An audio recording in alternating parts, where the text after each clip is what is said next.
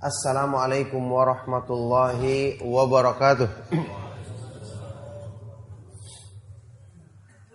Innal hamdalillah nahmaduhu wa nasta'inuhu wa nastaghfiruh wa na'udzu billahi min shururi anfusina wa min sayyiati a'malina. May yahdihillahu fala mudilla lahu wa may yudlil fala hadiyalah. Wa asyhadu an la ilaha illallah wahdahu la syarika lah.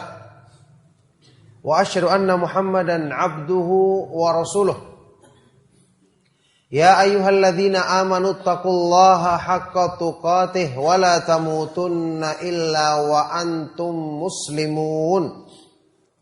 Ya ayyuhan nasu taqu rabbakumul ladzi khalaqakum min nafsin wahidah wa khalaqa minha zawjaha wa batha minhuma rijalan katsiran wa nisaa wattaqullaha alladzi tasaaluna bihi wal arham innallaha kana 'alaikum raqiba.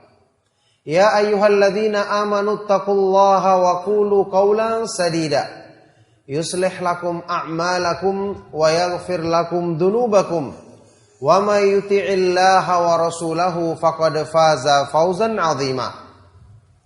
Amma ba'du fa inna asdaqal hadits kitabullah wa khairal huda huda Muhammadin sallallahu alaihi wa alihi wasallam wa syarrul umuri muhdatsatuha wa kullu muhdatsatin bid'ah wa kullu bid'atin dhalalah wa kullu dhalalatin finnar wa ba'du. Alhamdulillah ma'asyiral ikhwah fid din rahimakumullah. Alhamdulillah kita bersyukur kepada Allah Subhanahu wa taala atas semua limpahan nikmat dan karunia-Nya yang memudahkan banyak kebaikan bagi kita, dan tentu seutama-utama kebaikan adalah petunjuk-Nya yang sempurna yang diturunkan kepada kita, kepada Nabi kita yang mulia Nabi Muhammad sallallahu alaihi wa alihi wasallam. Barakallahu fikum. Pembahasan tentang belenggu hati.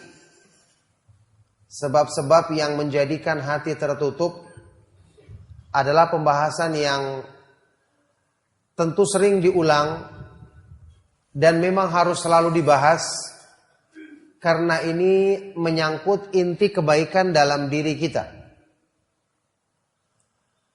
Barakallahu fikum, tidakkah kita menginginkan atau mengharapkan sewaktu kita membaca ayat-ayat Al-Quran, sewaktu kita membaca firman-firman Allah Subhanahu wa ta'ala tentang hamba-hambanya yang soleh, yang rajin dalam beribadah, yang begitu semangat berlomba-lomba dalam kebaikan, merasakan nikmat dengan mendekatkan diri kepada Allah Subhanahu wa ta'ala.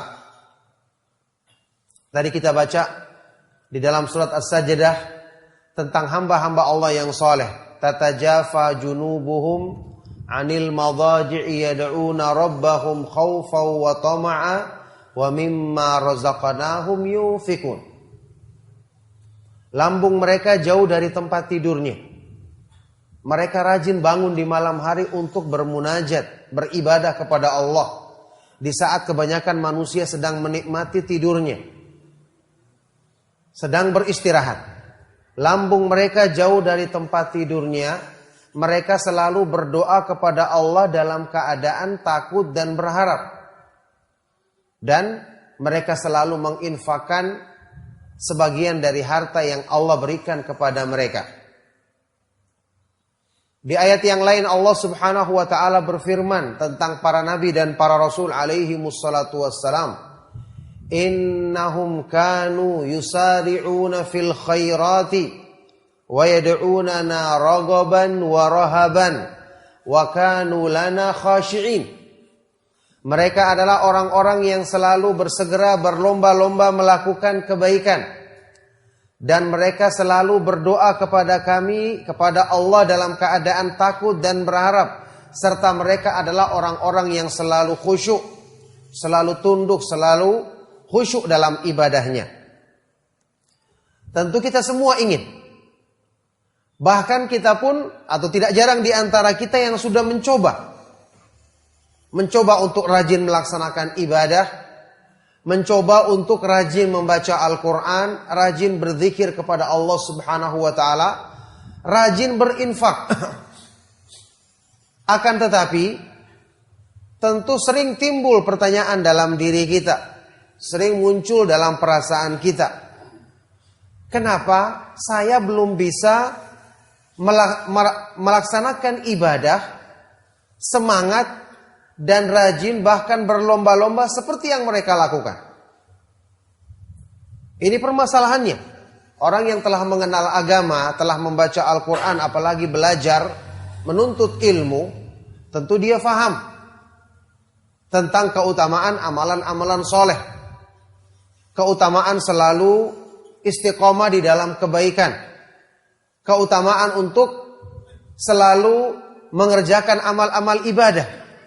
Tapi ketika itu pada saat yang bersamaan dia dapati kenapa semangat yang diinginkan, ya, dan ini tentu adalah kebaikan, ada kemauan untuk beribadah, ada keinginan untuk bersemangat menjalankan ketaatan, ini adalah kebaikan. Tapi pada saat yang bersamaan sering kita mendapati hati kita kurang tergerak untuk melakukannya. Sehingga motivasi pada anggota badan kita lemah. Pendorong untuk menetapi amal-amal kebaikan tersebut lemah. Utamanya pada kondisi-kondisi tertentu. Sewaktu misalnya banyak cobaan-cobaan yang kita hadapi, ujian-ujian yang kita alami, kelihatan kelemahan hati kita dalam memotivasi anggota badan kita untuk melakukan kebaikan-kebaikan. Ikhwani fiddin rahimakumullah. Agama Islam, kita sepakat semua, adalah agama yang petunjuknya sempurna. Tidak mungkin masalah-masalah besar yang berhubungan dengan iman, mendekatkan diri kepada Allah Subhanahu wa Ta'ala, yang merupakan kebutuhan hati yang paling tinggi, tidak mungkin lalai dijelaskan dalam petunjuk Islam yang sempurna tentang cara-cara untuk meraih dan menyempurnakannya. Pasti Islam menjelaskannya dengan lengkap. Makanya menuntut ilmu itu ibadah. Ibadah itu ada jalurnya. Ibadah itu ada cara pelaksanaannya. Tidak boleh dengan cara yang kita lakukan sendiri tanpa petunjuk dari Allah Subhanahu wa Ta'ala dan Rasulnya Shallallahu Alaihi Wasallam dengan pemahaman para sahabat radhiyallahu taala anhum ajma'in. Cara memperbaiki diri, cara untuk bisa semangat beribadah, cara untuk menumbuhkan iman, ini juga ada jalurnya. Memang di antara jalurnya adalah memperbanyak ibadah, memperbanyak ketaatan kepada Allah Subhanahu wa Ta'ala. Cuman ketika memperbanyak ibadah, berusaha untuk mendorong diri kita rajin melaksanakan amal-amal soleh, kita juga perlu memperhatikan bagaimana upaya untuk menjadikan hati kita tertarik kepada amal-amal soleh tersebut. Iman dan ibadah, dua hal yang selalu tarik-menarik. Iman yang sempurna menuntut konsekuensi. Orang itu akan rajin beribadah. Sebagaimana rajin beribadah, banyak beribadah akan menumbuhkan iman. Kedua-duanya akan saling berkaitan satu sama yang lainnya. Ya, Syekh Abdurrahman bin Nasir As-Sa'di rahimahullah ta'ala dalam kitab atau risalah beliau, Asbabuz Sajaratul Iman, Taudih wal Bayan fi Sajaratil Iman, tentang pohon iman, bagaimana menumbuhkannya di hati, menjelaskan keterkaitan antara ibadah, antara zikir dengan iman, seperti yang saya sebutkan tadi. Ya, li'anna al-iman sahih yad'u ila kasrati dzikrillah ta'ala. Kama anna kathrata dzikri lillahi ta'ala yukawwil iman wa yunammihi. Karena iman yang benar akan memotivasi seorang hamba untuk rajin berzikir kepada Allah, rajin beribadah kepada Allah, sebagaimana banyak berzikir, banyak beribadah kepada Allah akan menumbuhkan dan menguatkan iman. Bagaimana mungkin seorang muslim tidak akan rajin berzikir kepada Allah, tidak akan rajin mendekatkan diri kepada Allah, padahal di situ adalah ketenangan hatinya. Siapa yang tidak ingin mendapatkan ketenangan? Allah Subhanahu wa taala berfirman, "Alladzina amanu wa tatma'innu qulubuhum bidzikrillah, ala bidzikrillah tatma'innul qulub." Orang-orang yang beriman dan hati mereka menjadi tenang ketika berzikir kepada Allah. Ketahuilah dengan berzikir kepada Allah hati menjadi tenang. Tidak ada satupun di dunia ini yang bisa menenangkan hati, menghilangkan kegundahannya, kerisauannya, menghilangkan segala kegalauannya, melebihi dari berzikir kepada Allah Subhanahu wa taala dengan zikir yang benar, zikir yang sesuai dengan sunnah Rasulullah sallallahu alaihi wasallam. Dan itulah yang kita pelajari dalam petunjuk Al-Qur'an dan petunjuk hadis-hadis yang sahih. Ini semua perkara yang dijelaskan di dalam Al-Quran dan Sunnah Rasulullah SAW dengan lengkap dan jelas. Nah, kebaikan besar seperti ini ada jalurnya. Kalau kita menempuh jalurnya dengan benar, pasti kita akan dapatkan hasilnya. Pasti kita akan dapatkan hasilnya. Inilah satu hal yang kita koreksi dalam diri kita selama kita menuntut ilmu. Sewaktu kita mempelajari ilmu yang bermanfaat, Al-Quran dan Sunnah Rasulullah SAW menjelaskannya dengan lengkap. Tinggal sekarang kita memperbaiki diri untuk menempuh jalur ini. Karena pertanyaan yang ada di dalam hati kita tadi, itu jawabannya sudah ada. Harusnya tidak timbul lagi pertanyaan tadi, kenapa ketika saya ingin melaksanakan ibadah, mencontoh sifat-sifatnya hamba-hamba Allah Subhanahu wa taala yang terpuji, yang mereka semangat berlomba-lomba dalam kebaikan, kenapa motivasi dalam diri saya lemah? Kenapa hati saya belum merasakan nikmatnya ibadah agar saya semangat?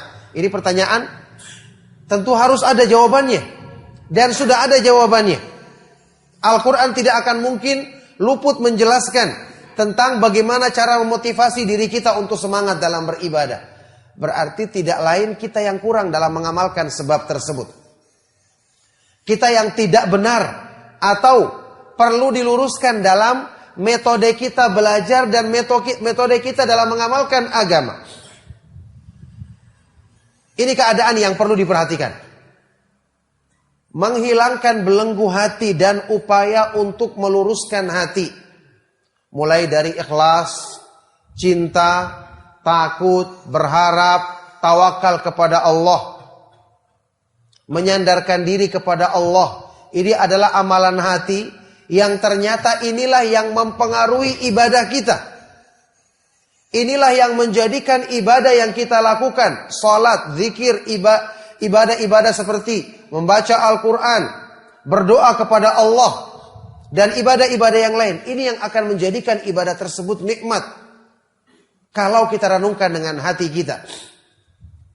Makanya perbaikan yang perlu kita lakukan di sini adalah berusaha untuk melibatkan hati dalam perbaikan, melibatkan hati dalam menuntut ilmu, melibatkan hati dalam setiap ibadah yang kita lakukan.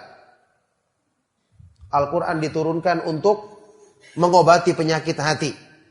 Dan Al-Quran adalah sebaik-baik petunjuk. Kitabun anzalnahu ilaika mubarakun liyadabbaru ayatihi waliyatadzakkara ulul albab.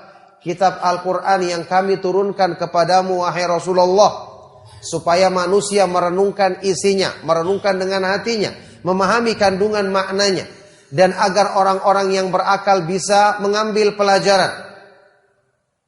Ya ayyuhan nasu qad ja'atkum mau'idhatum mir rabbikum wa shifaa'un lima fis sudur wa hudaw wa rahmatul lil mu'minin.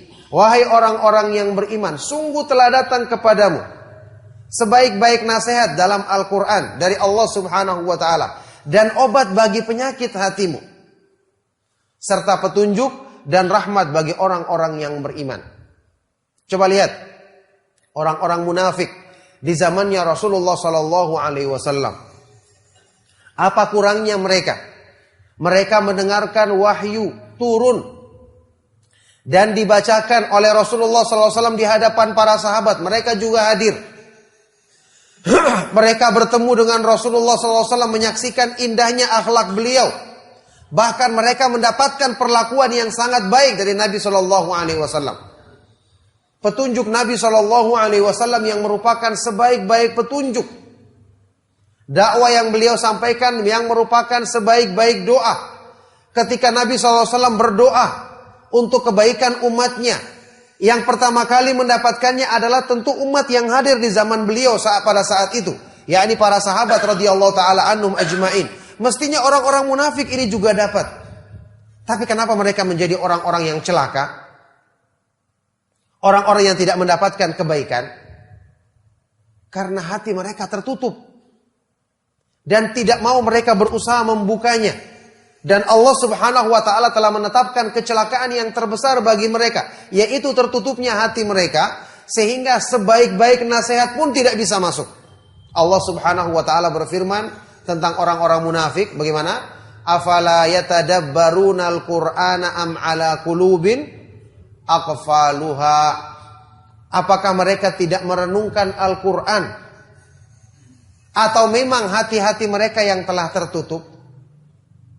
Kebaikan sebesar apapun kalau hati tertutup tidak akan bisa masuk, tidak akan bisa berubah. Fi qulubihim maradun fazadahumullahu maradha. Di dalam hati mereka ada penyakit yang kemudian Allah Subhanahu wa taala menambah penyakit hati mereka itu. Jadi proses pengobatan dan penyembuhan ini yang banyak dilalaikan oleh manusia. Tidak berusaha untuk ditempuh. Kita menuntut ilmu, kita melaksanakan sholat, kita membaca Al-Quran dan berzikir. Al-Quran tadi sudah kita bacakan ayatnya, tujuannya diturunkan untuk liyadabbaru, agar manusia merenungkan isinya. Berzikir kepada Allah Subhanahu wa taala juga tujuannya adalah untuk menghilangkan kelalaian hati. Menghilangkan kelalaian hati. Berdoa kepada Allah Subhanahu wa taala sampai disebut sebagai sebaik-baik ibadah karena di dalam doa terkumpul semua bentuk tauhid, bentuk ketundukan hati. Makanya di dalam hadis yang sahih Rasulullah sallallahu alaihi wasallam menyebutkan tidak akan diterima doa wa'lamu annallaha la yastajibu du'aan min qalbin ghafilin lahin. Allah tidak akan mengabulkan doa dari hatinya orang yang lalai dan tidak merenungkan doanya. Semua ibadah seperti itu keadaannya. Makanya hati yang tertutup atau hati yang terkunci, yang penyakitnya selalu bertambah menumpuk dan tidak pernah diperbaiki, ini merupakan musibah terbesar yang Allah timpakan kepada manusia di dunia. Ini musibah terbesar. Imam Ibnu Qayyim rahimahullah ta'ala menukil ucapan seorang ulama yang berkata, seorang ulama salaf yang berkata, ma dhuriba abdun bi'uqubatin a'zama min qasawatil qalb. Tidaklah seorang hamba ditimpakan satu musibah yang lebih besar daripada hati yang tertutup, hati yang membeku. Ini musibah terbesar. Kalau ini sudah menimpa seorang hamba, tidak akan ada kebaikan pun yang bermanfaat pada dirinya. Tidak akan ada kebaikan pun yang bisa lahir pada diri hamba seperti ini, seperti keadaannya orang-orang munafik, naudzubillahi min dzalik. Oleh karena itulah, ikhwani fiddin rahimakumullah, Al-Quran diturunkan sebagai sebaik-baik petunjuk. Ibadah yang kita kerjakan adalah sebaik-baik obat penyakit hati. Ilmu dan amal yang kita praktekkan.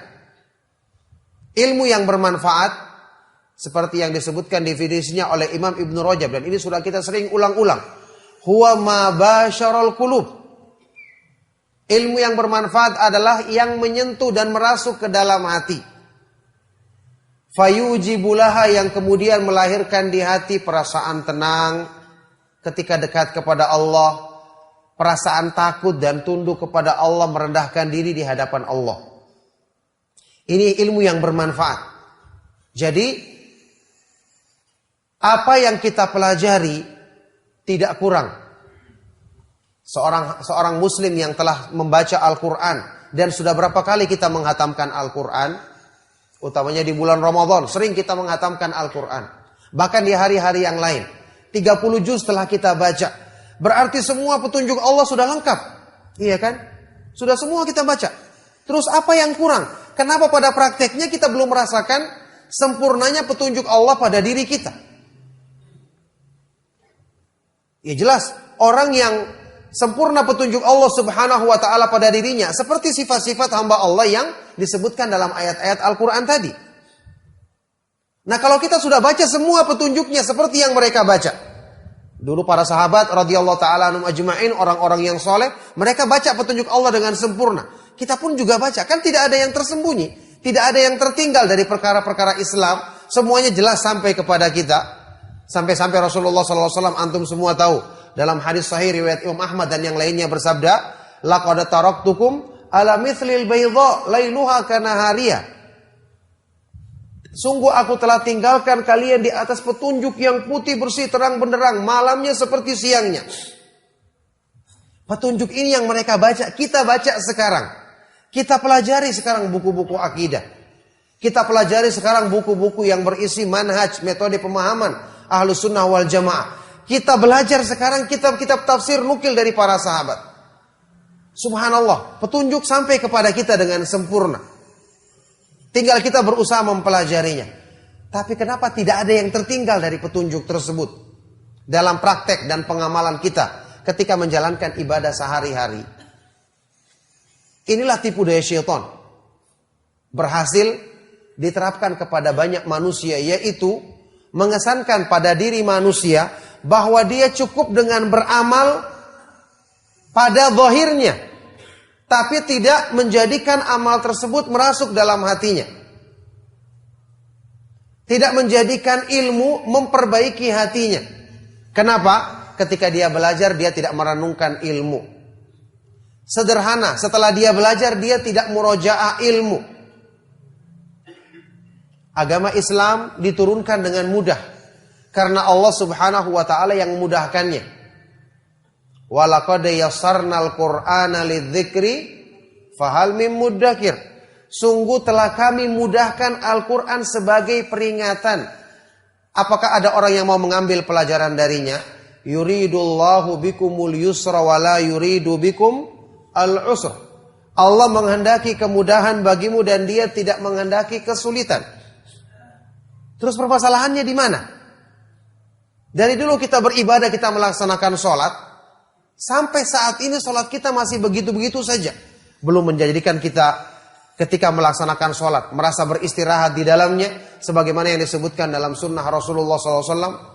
Belum menjadikan kita ketika menunaikan sholat hilang semua beban pikiran kita, karena kita dekat dengan Allah Subhanahu wa ta'ala. Tentu tidak ada yang lebih menyenangkan hati, menggembirakan hati, mendamaikan hati, melebihi dari ketika dia dekat dengan Allah Subhanahu wa ta'ala.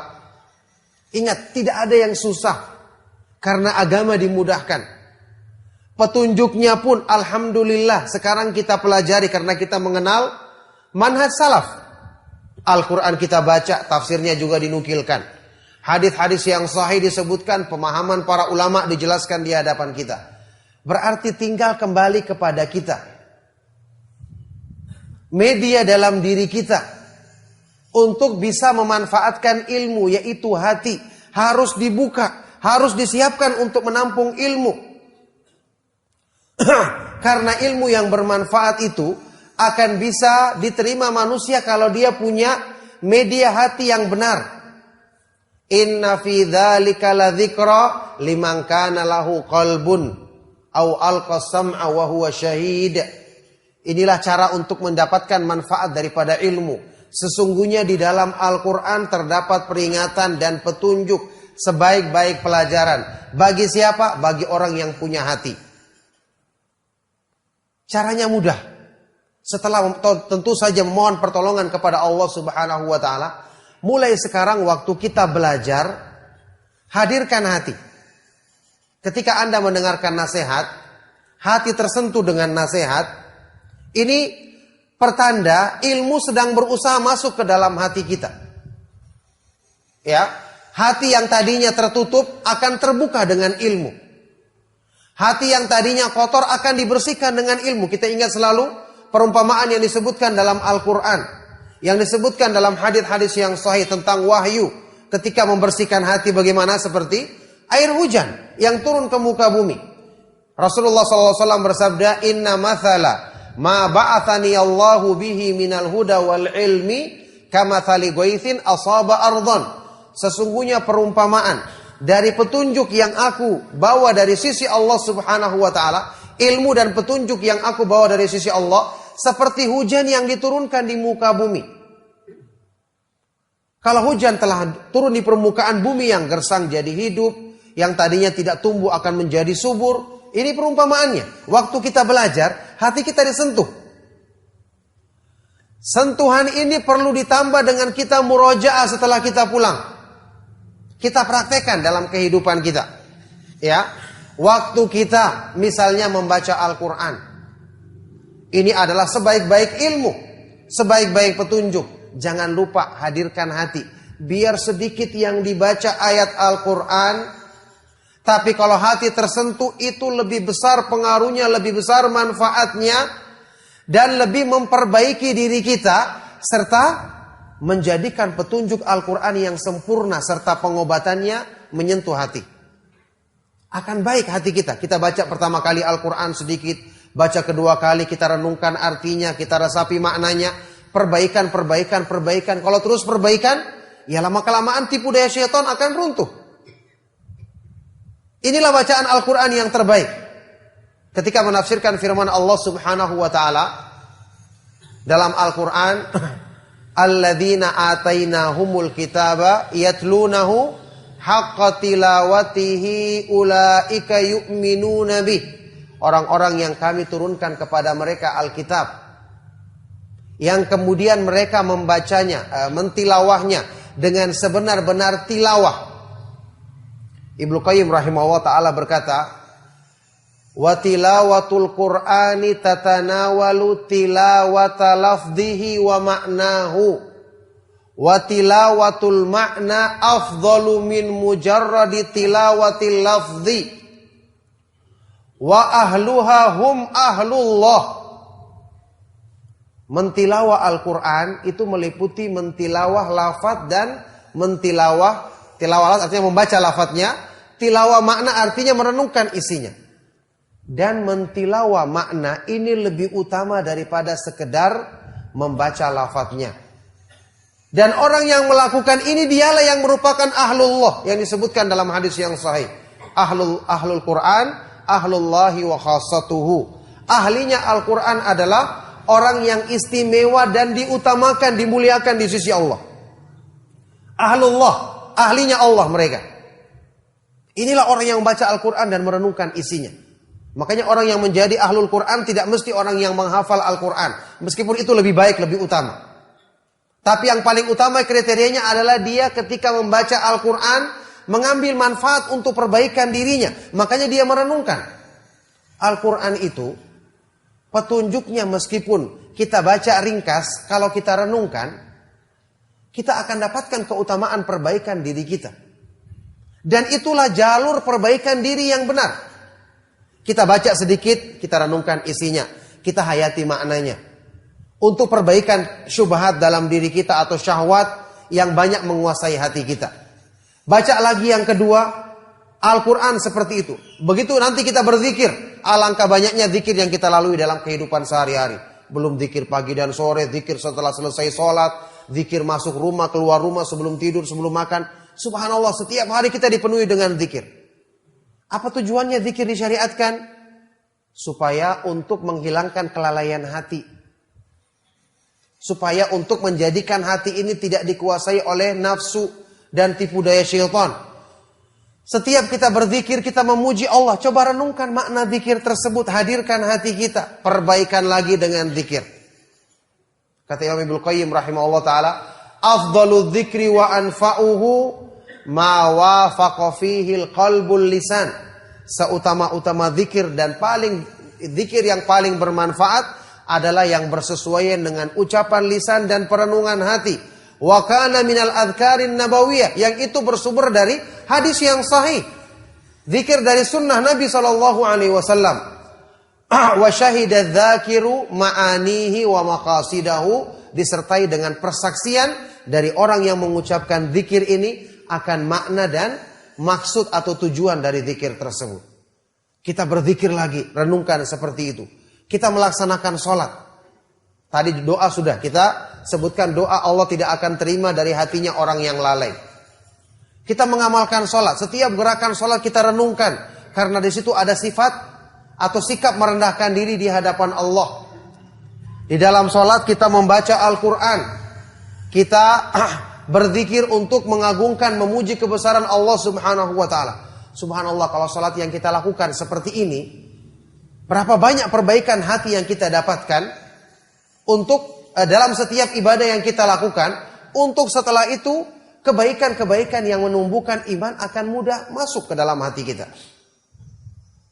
Jadi ibadah-ibadah yang kita kerjakan sehari-hari ini sudah lebih dari cukup untuk perbaikan diri. Cuman kita kurang memaksimalkan, kurang manfaatkan keutamaan dan kebaikan yang ada pada ibadah tersebut. Ingat, ikhwan dan akhwat fiddin rahimakumullah, ya. Sebagaimana waktu kita pertama kali belajar dan kita rasakan hasilnya saat ini, banyak perubahan yang kita rasakan tentu dalam ibadah. Tadinya kita masih mengamalkan ibadah-ibadah yang menyimpang dari sunnah Nabi SAW. Sekarang kita sudah lebih teliti. Mencari ibadah harus ada dalilnya, ada dasarnya.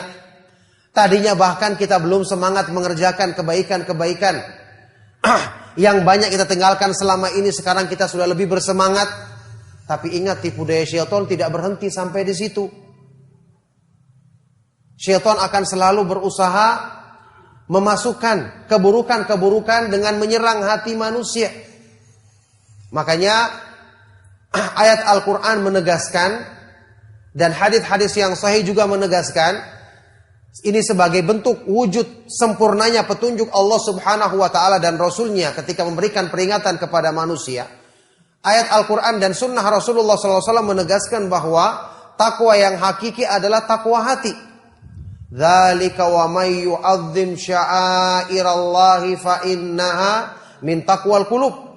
Yang demikian itu maka barang siapa yang mengagungkan syiar-syiar Allah, perintah dan larangan Allah, mengagungkan, menghormati, memuliakan, mencintai, semangat menjalankan perintah dan larangan Allah, maka itu timbulnya dari takwa yang terdapat di dalam hati.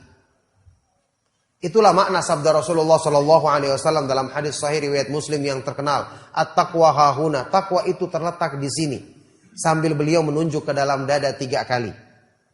Imam Ibnu Qayyim rahimahullah taala dalam kitab Al-Fawaid menjelaskan tentang makna ayat dan hadis ini. Beliau berkata, wa'lam annal abda innama yaqta'u manazila sayri ilallahi biqalbihi wa himmatihi la bibadanihi. Wa taqwa fil haqiqati taqwal qulubi la taqwal jawarih. Ketahuilah, sungguh seorang hamba hanyalah bisa menempuh tahapan-tahapan perjalanan menuju keridhaan Allah, mencapai keridhaannya itu dengan hatinya dan tekad kuat dalam jiwanya, bukan sekedar dengan anggota badannya. Dan takwa yang hakiki adalah takwa yang terdapat dalam hati, bukan yang sekedar ditampakkan pada anggota badan. Ingat, inilah jalan yang akan menjadikan kita nyambung sampai kepada tujuan. Kalau saat ini kita belajar tidak memperbaiki diri, akan terasa sulit. Kenapa saya belajar, tapi sampai sekarang kok belum rajin-rajin juga? Dulu para ulama salaf, mereka belajar sebentar langsung terlihat perbaikannya. Berapa kali saya menukilkan di hadapan antum pernyataan dari Imam siapa? Al-Hasan Al-Basri rahimahullah ta'ala yang mengatakan, kana rajulun minna idza ta'allama al-hadits. Dulunya salah seorang dari kami ketika dia belajar hadis, belajar sunnah, falam yalbath, dan ditunggu tidak lama lagi, an yura dzalika, terlihat perubahan positifnya.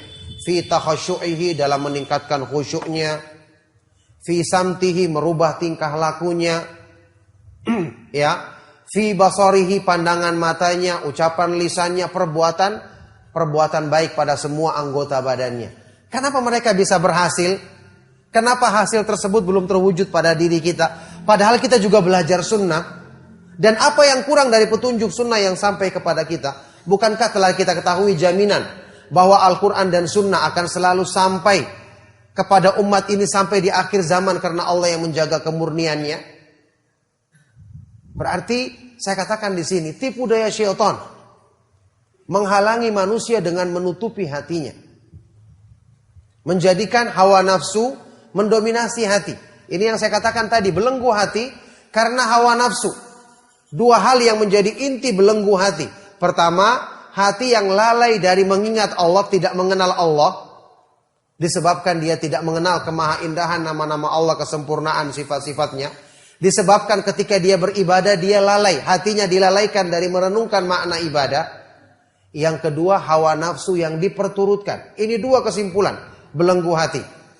Ini yang dinyatakan oleh Syekhul Islam Ibnu Taimiyah rahimahullah ta'ala dalam ucapannya yang sangat terkenal. Al-mahbusu man hubisa qalbuhu an rabbihi wal ma'suru man asirahu hawahu. Orang yang terbelenggu, orang yang terpenjara, ya. Orang yang terpenjara adalah orang yang terpenjara, terhalangi hatinya dari mengingat Allah Subhanahu wa taala. Dan orang yang terbelenggu adalah orang yang ditawan, dibelenggu oleh hawa nafsunya. Inilah dua kesimpulan yang harus kita hilangkan dalam diri kita. Dan ingat, ini mempengaruhi semua ibadah kita. Syaitan mengetahui inti kebaikan manusia adalah dengan perbaikan hati. Karena hati itu, idza salahat salahal jasadu kullu wa idza fasadat fasadal jasadu kullu. Kalau antum ketahui, hadis sahih riwayat Bukhari dan Muslim. Kalau baik maka akan baik semua anggota badan. Kalau rusak maka akan rusak semua anggota badan. Makanya kata para ulama, syaitan itu paling banyak menyerang hati dengan menunggangi hawa nafsu. Sementara manusia paling banyak atau mayoritas perbaikannya hanya pada anggota badan. Saat ini kalau kita melakukan sesuatu, ya, sama dengan kebanyakan yang diperbuat oleh orang-orang awam. Wah, sekedar menampakkan penampilan, wah sekedar rame-rame, sekedar semangat melakukan, sekedar target harus satu hari satu juz, harus begini. Kita katakan tidak salah kalau itu semangat. Tapi Anda lupa bahwa syaitan itu menyerang satu hal yang menjadikan semua semangat tadi rusak. Lihatlah orang-orang yang beramal tidak ikhlas. Lihatlah orang-orang yang beramal tidak sesuai dengan sunnah Rasulullah SAW. Karena tidak perhatian kepada kualitas amal. Jadi ketika tauhid kita belajar dengan benar, itu kan menumbuhkan cinta, takut dan berharap. Orang yang cinta kepada Allah Subhanahu wa taala, pasti dia ingin selalu dekat dengan Allah. Dengan itu dia akan mencari ibadah, termotivasi untuk banyak beribadah tanpa perlu dipaksa lagi. Demikian pula orang yang takut dan berharap kepada Allah Subhanahu wa taala. Bagaimana caranya dia bisa mengamankan dirinya dari ketakutan? Allah Subhanahu wa taala menimpakan keburukan, dia bisa mengharapkan rahmat Allah, tentu dengan semakin dekat kepadanya. Jadi kesempurnaan tauhid, kesempurnaan iman pasti akan menjadikan seorang hamba itu rajin beribadah. Itulah sebabnya tadi tipu daya syaitan itu banyak, kata Imam Ibnu Qayyim, semua kotoran penyakit hati itu bersumber dari hawa nafsu yang ditunggangi oleh syaitan. Dalam kehidupan kita sehari-hari, banyak hal-hal yang melalaikan. Banyak yang mengundang hawa nafsu kita untuk diperturutkan. Ini harus ditahan. Makanya pengenalan tentang keindahan nama-nama Allah, kesempurnaan sifat-sifatnya harus disempurnakan. Ingat, urusan dunia itu nampak. Nafsu sangat menyukainya. Kalau tidak ada di hati kita yang lebih menarik, orang tidak akan bisa menjadikan urusan dunia itu rendah di hadapannya. Inilah intinya ikhlas. Makanya orang tidak akan mungkin mencapai ikhlas kalau tauhidnya tidak sempurna. Kalau kecintaannya kepada Allah tidak sempurna. Kalau perenungan tentang keindahan agama Islam, keindahan Islam, apalagi keindahan nama-nama dan sifat-sifat Allah dalam Al-Quran tidak mendominasi hati manusia. Antum ketahui, ikhlas itu disebutkan dalam kitab Fathul Majid. Dinukil oleh Syekh Abdurrahman Ibnul Hasan, penulis kitab Fathul Majid. Definisi ikhlas yang disebutkan oleh beliau ini definisi yang sangat indah. Ringkas tapi padat. Definisi ikhlas yang disebutkan oleh Syekhul Islam Ibnu Taimiyah. Apa itu? Ikhlas yang beliau nukil dalam kitab Fathul Majid tadi. Definisinya adalah mahabbatullahi wahdahu wa iradatu wajhihi. Mencintai Allah subhanahu wa ta'ala semata-mata dan mengharapkan berjumpa dengan wajahnya, bertemu dengan Allah subhanahu wa ta'ala. Itu ikhlas. Jadi kecintaan kepada Allah, ini kecintaan yang kalau telah ditemukan oleh hati, inilah perhiasan yang terindah dalam hati. Ketika ini sudah menguasai hati, kecintaan kepada yang lain akan rendah dengan sendirinya. Barulah hamba ini bisa mengikhlaskan agamanya. Setelah kecintaan kepada Allah mendominasi hatinya. Sudah pernah kita bahas bahwa kalau cuma sekedar cinta saja, orang-orang musyrik pun disebutkan dalam Al-Quran juga mencintai Allah. Tapi kecintaannya kepada selain Allah sama dengan kecintaan kepada Allah. Orang-orang yang beriman, kecintaannya kepada Allah paling tinggi. Allah subhanahu wa ta'ala berfirman dalam surat Al-Baqarah, wa minan nasi may yattakhidhu min dunillahi andada yuhibbunahum ka hubbillah walladzina amanu asyaddu hubban lillah. Dan di antara manusia ada orang-orang yang menjadikan tandingan-tandingan selain Allah, pelaku syirik, orang-orang musyrik, yang mereka mencintai tandingan-tandingan itu seperti mencintai Allah. Berarti mereka mencintai Allah. Ada kecintaan kepada Allah, tapi sama dengan kecintaan kepada berhala. Ini belum menyelamatkan dari syirik. Bagaimana mau ikhlas? Selamat dari syirik saja belum. Kemudian Allah menegaskan, dan orang-orang yang beriman, kecintaan mereka paling besar kepada Allah subhanahu wa ta'ala. Inilah baru yang menjadikan iman mereka benar. Inilah yang menjadikan ibadah mereka ikhlas. Inilah yang menjadikan mereka berlomba-lomba dan semangat dalam kebaikan. Oleh karena itulah ikhwan dan akhwat fiddin rahimakumullah. Ikhwani fiddin rahimakumullah. Kita perhatikan metode menuntut ilmu itu benar-benar kita pelajari dari para ulama salaf untuk memurnikan ilmu kita agar benar, jauh dari syubhat kerancuan. Memurnikan amalan kita benar, ya, sehingga menjadikan kita benar-benar bisa memiliki sifat hamba-hamba yang saleh yang dipuji dalam ayat-ayat Al-Quran. Jadi ilmu sekali lagi ibadah. Kita harus menempuh jalurnya supaya dapatkan manfaatnya. Sebagaimana amal-amal ibadah, kita tempuh jalurnya, yakni harus memenuhi syarat ikhlas dan ittiba. Niatnya harus ikhlas sesuai dengan sunnah Rasulullah SAW dan metode para sahabat dalam mempraktekannya. Demikian pula ilmu. Kita tempuh jalurnya, kita ikuti sunnah dalam menuntut ilmu. Bagaimana pemahaman para sahabat, metode mereka dalam menuntut ilmu. Ini yang kita akan dapatkan hasilnya nanti. Oleh karena itulah, ikhwan dan akhwat fiddin, ikhwani fiddin rahimakumullah. Sekali lagi, kita belajar, kita tujuannya adalah untuk meningkatkan ketakwaan kita kepada Allah subhanahu wa ta'ala. Tidak ada jalur lain setelah taufik dari Allah subhanahu wa ta'ala untuk memperbaiki diri kita selain dari belajar ilmu yang benar dari Al-Quran dan Sunnah berdasarkan pemahaman para sahabat, para ulama salaf radhiyallahu ta'ala anhum ajma'in. Inilah jalurnya. Makanya orang harusnya bertanya, kenapa saya sudah menempuh jalur ini tapi hasilnya kurang? Berarti Anda masih ada yang perlu diperbaiki dalam menuntut ilmunya.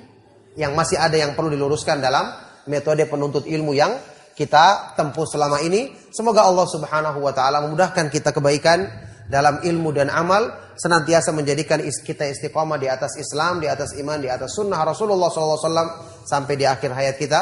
Demikianlah kajian atau nasihat yang bisa saya sampaikan di kesempatan pagi hari ini. Semoga bermanfaat dan menjadi sebab kebaikan bagi kita semua. Mohon maaf jika ada yang salah dan kurang. Sallallahu wasallam wa barak ala nabiyina Muhammad wa ala alihi wa ashabihi wa man tabi'ahum bi ihsan ila yaumiddin wa akhiru da'wana anil hamdulillahi rabbil alamin. Satu atau dua pertanyaan boleh? Satu atau dua silakan. Mana yang lebih kita utamakan di antara sholat, tadaburi Al-Quran, menuntut ilmu, dakwah, zikir dan Iya, barakallahu fikum. Tentu mendahulukan atau memprioritaskan amal harus berdasarkan dalil. Secara umum, ya, seperti yang dijelaskan oleh para ulama termasuk Imam Ibnu Qayyim, misalnya dalam kitab Al-Wabilus Shayyib dan yang lainnya. Kalau mau dilihat urutan, pertama sholat tentu tidak ada ibadah yang lebih utama dibandingkan sholat. Setelah 2 kalimat syahadat, setelah kita masuk Islam, ibadah yang paling agung adalah ibadah sholat. Ya, tidak ada yang lebih utama dibandingnya. Kemudian setelah itu, di dalam sholat terkandung banyak ibadah-ibadah seperti membaca Al-Quran, berzikir dan berdoa. Yang ini kita praktekkan juga secara tersendiri di luar sholat. Sehingga kalau kita sudah terbiasa membaca Al-Quran dengan perenungan, berzikir dengan perenungan, nanti praktek dalam sholat tentu lebih bermanfaat lagi. Nah sekarang untuk urutan ibadah tadi, antara membaca Al-Quran, berzikir dan berdoa, tentu yang paling utama asalnya adalah membaca Al-Quran. Karena membaca firman-firman Allah tidak ada yang lebih keutamaannya. Selanjutnya adalah berzikir dengan memuji Allah. Seperti subhanallah, alhamdulillah, Allahu akbar, la haula wa la quwata illa billah, la ilaha illallah, dan seterusnya. Berikutnya adalah berdoa. Ini urutan asalnya. Tetapi terkadang keutamaan ibadah itu nanti bisa menjadi berbeda kalau ada kondisi tertentu. Misalnya, di waktu-waktu yang di situ ada keutamaan ibadah tertentu. Contoh, setelah selesai sholat. Orang yang setelah salam misalnya, dia langsung baca Al-Quran, boleh kalau dia ingin baca Al-Quran. Tapi kita katakan, lebih utama Anda berzikir. Membaca zikir-zikir setelah selesai sholat, karena ini adalah waktunya. Contoh ketika seseorang itu, misalnya di waktu-waktu dia sedang punya hajat besar untuk kebaikan dirinya. Kita katakan Anda lebih utama berdoa pada saat ini, karena hati Anda sedang hadir. Di waktu-waktu ada anjuran ibadah-ibadah yang lain. Contohnya sekarang seperti waktu menuntut ilmu, ada pengajian yang bermanfaat untuk kita. Orang ingin membaca Al-Quran boleh, tidak bisa dilarang. Tapi kita katakan lebih utama Anda sekarang mendengarkan ilmu. Karena sekarang waktunya orang menyampaikan ilmu. Ala kulli hal, itu urutan secara asal. Tetapi tetap saja keutamaan dari semua ibadah ini adalah kita amalkan sesuai dengan sunnah Rasulullah SAW dan menghadirkan hati yang dengan itu kita akan dapatkan manfaat ibadah tadi. Di samping keutamaan dapat pahala, juga dapat perbaikan bagi hati kita dalam setiap ibadah yang kita kerjakan, yang itu akan menumbuhkan iman di dalam hati kita. Nah, barakallahu fikum. Kita cukupkan kajian kita. Sallallahu wasallam wa baraka ala nabiyina Muhammad wa ala alihi wa ashabihi wa man tabi'ahum bi ihsan ila yaumiddin walhamdulillahi rabbil alamin. Subhanakallahumma wa bihamdika asyhadu an la ilaha illa anta astaghfiruka wa atubu ilaik. Wassalamualaikum warahmatullahi wabarakatuh. Donasi dakwah Yufid. Yuk berikan amal jariah terbaik Anda untuk dakwah dan pendidikan Islam.